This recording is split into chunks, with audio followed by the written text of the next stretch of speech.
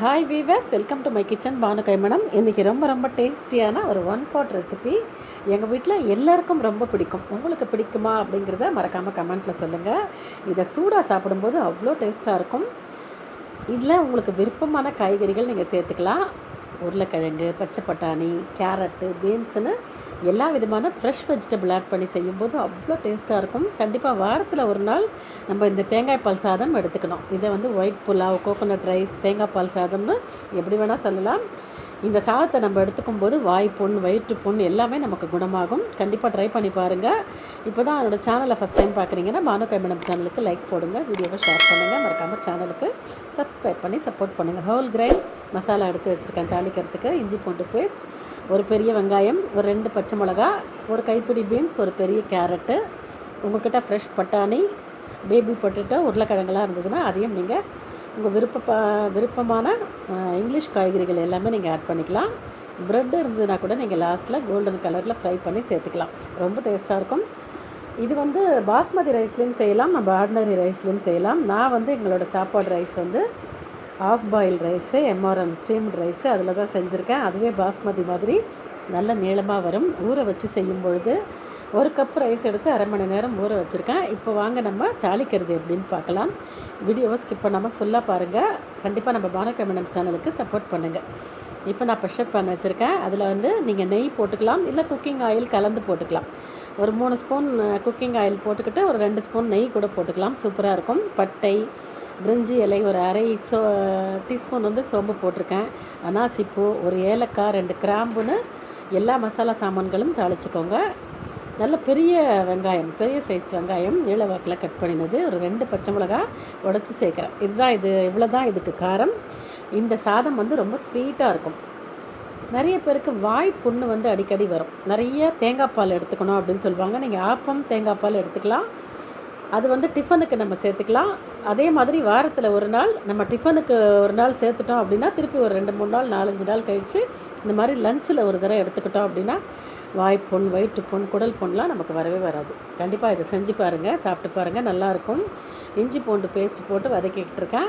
சும்மா கொஞ்சமாக 2 பல் மலைப்பூண்டு, ஒரு சின்ன துண்டு இஞ்சி தட்டி வச்சுருக்கேன். அதையும் சேர்த்து பச்சை வாசனை போக வதக்கிக்கோங்க. அடுப்பு சிம்மிலே இருக்கட்டும். இது இஞ்சி பூண்டு வாசனை போன பிறகு நம்ம நறுக்கி வச்சுருக்கிற காய்கறிகளை சேர்த்துக்கலாம். உங்களுக்கு முந்திரி பருப்பு பிடிக்கும் அப்படின்னா லாஸ்ட்டில் நீங்கள் ப்ரெட்டு பொரித்து போட சொல்கிறேன் பார்த்தீங்களா, அப்போ வந்து முந்திரி பருப்பு கூட நீங்கள் வறுத்து போட்டுக்கலாம். முந்திரி பருப்பு கோல்டன் கலரில் வறுத்து ஒரு கைப்பிடி போட்டுக்கலாம். ப்ரெட்டு வந்து நீங்கள் நல்லா கோல்டன் ப்ரௌனாக கிறிஸ்பியாக வறுத்து கடைசியில் சேர்த்து சர்வ் பண்ணிங்க கொத்தமல்லிலாம் போட்டு அப்படின்னா சுட சுட சாப்பிடும்போது அவ்வளோ டேஸ்ட்டாக இருக்கும். நல்ல ஒரு கோபி 65, பன்னீர் டிக்கா, இல்லைனா உங்களுக்கு கோபி மஞ்சூரியன், கடாய் வெஜ்ஜுன்னு எது கூட வேணாலும் இது நீங்கள் சாப்பிட்லாம். ரொம்ப அட்டகாசமாக இருக்கும். கண்டிப்பாக ட்ரை பண்ணுங்கள். கல் உப்பு சேர்த்துக்கிறேன். இந்த சாதத்துக்கு தேவையான உப்பு போட்டேன். கேரட்டு, பீன்ஸு எல்லாம் சேர்த்து நல்லா வதக்கிக்கோங்க.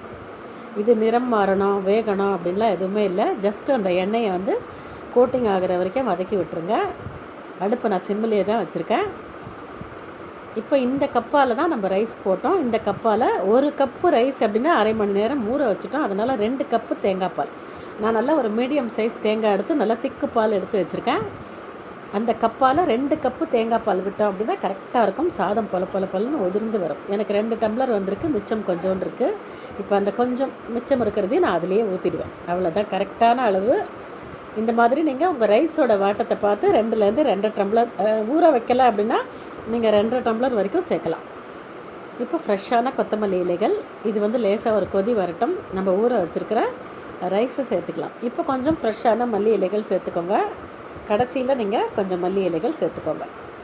இதில் உங்களுக்கு பிடிக்கும் அப்படின்னா ஒரு 2 சிட்டிகை அளவுக்கு, அதாவது 2 பிஞ்ச் அளவுக்கு நீங்கள் நல்ல பிளாக் பெப்பர் பவுடர் கூட சேர்க்கலாம். ரொம்ப டேஸ்ட்டாக இருக்கும். அதுவும் சேர்த்து இந்த சாதம் நீங்கள் செய்யலாம்.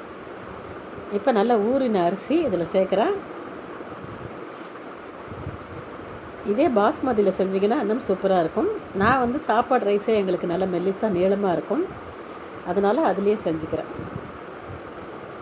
இது எல்லாம் சேர்ந்து ஒரு கொதி வரட்டும். நம்ம குக்கரை மூடி வெயிட் போட்டுடலாம். வெயிட் போட்டு விசில் வைக்கலாம். பாருங்கள், எனக்கு கொதிக்க ஆரம்பிச்சிருச்சு. நல்லா கிளறி கொடுத்துட்டு அடியோட அடுப்பை நிதானமான ஃப்ளேமில் மாற்றிக்கோங்க. இதை ஒரு மூடி போட்டு மூடி உங்கள் குக்கரோட ப்ரெஷர் பார்த்து நீங்கள் வந்து விசில் வைங்க. நான் வந்து ஒரு 3 விசில் வைக்க போகிறேன். ஏன்னா என்னோடது கொஞ்சம் பழைய குக்கர். ஒரு விசில் வந்து சுமாராக பிசு பிசுன்னு வரும், 2 விசில் நல்லா வரும்.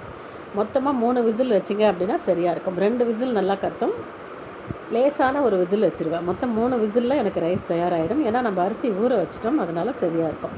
அப்படி இல்லைன்னா 2 விசில் வைங்க, சிம்பிள் ஒரு 5 நிமிஷம் வச்சுருங்க, சரியாக இருக்கும். அதுவும் சூப்பராக இருக்கும், நல்லா உதிர்ந்து வரும். இப்போ எனக்கு விசில் வந்துருச்சு, நான் ஃப்ளேம் ஆஃப் பண்ணிக்கிறேன்.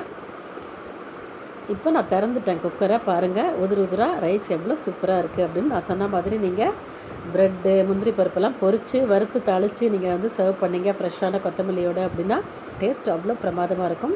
நல்லா ஒரு கோபி 65, ஒரு பன்னீர் டிக்கா, ஒரு சிப்ஸ் எல்லாம் வச்சு சாப்பிட்டீங்க அப்படின்னா ரொம்ப நல்லாயிருக்கும். கண்டிப்பாக ட்ரை பண்ணுங்கள். வீக்லி டேஸில் இந்த மாதிரி ஒரு வித்தியாசமான ரெசிபி தான் கேட்குறாங்க. எங்கள் வீட்டில் எல்லாருக்கும் பிடிச்ச ரெசிபி இது. ஓகே வியூவர்ஸ், நம்ம பானுகை மேடம் சேனலை லைக் பண்ணி ஷேர் பண்ணி சப்ஸ்கிரைப் பண்ணிக்கோங்க. தேங்க்ஸ் ஃபார் வாட்சிங்.